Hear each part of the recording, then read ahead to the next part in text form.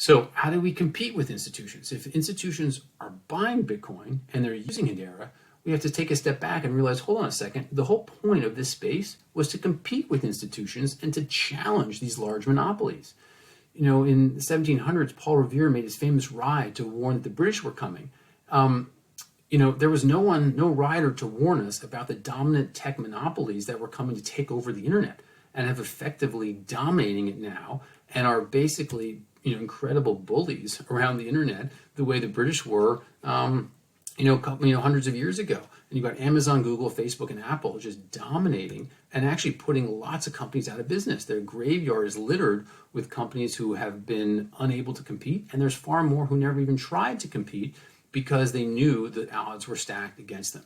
So how do you end up competing, and what's more powerful than these large internet giants? Well, the global developer community. Far, far stronger. Doesn't have to be organized, doesn't have to look pretty, doesn't have to be polished, but it's far larger and far more powerful. What do you have to do? You have to just give them the tools. They just need a couple tools and they can compete with these monopolies. And you need three things. You need a distributed compute protocol so you can have trustless hosting and computation that can't be cut off by any central party. You need a simple programming language to create scripts that allow you to build applications very easily and simply.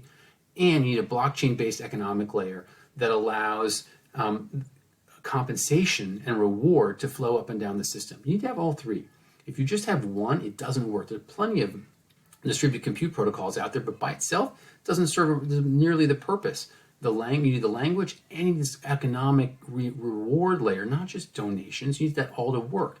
And the compute protocol has to be general purpose. You can't just be deterministic based on blockchain. It has to be much broader so that any type of code can run on it. And just use the blockchain for the license enforcement. And so Fluence has separated the authorship from runtime, where you create the code, you create the applications, you publish them, and then they're out there. And you have the runtime, where once the applications are on Fluence, authors and developers can build on top of them, know they cannot be cut off.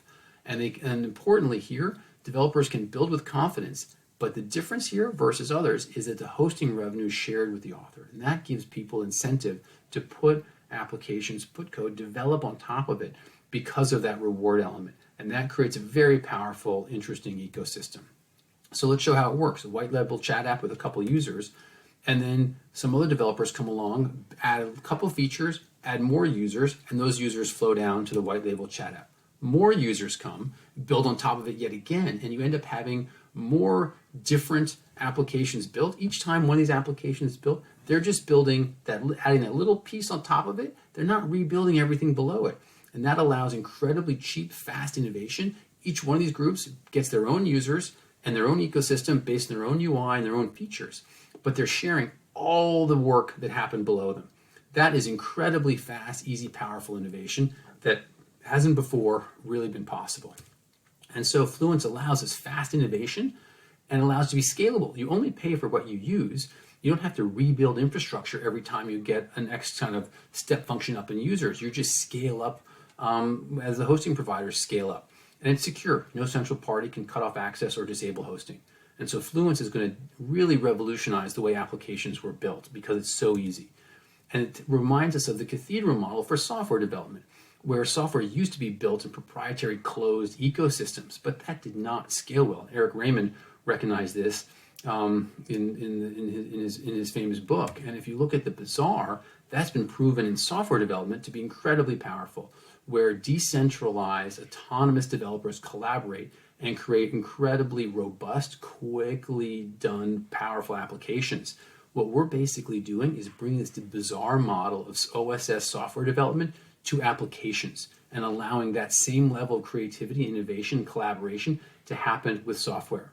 And so where does Fluence stand? Founded in 2017, a lot of papers published. We launched our compute network on November 12th, and we're going to launch our blockchain in 2021. Our goal is to empower the next wave of internet innovation. So come find us on fluence.network.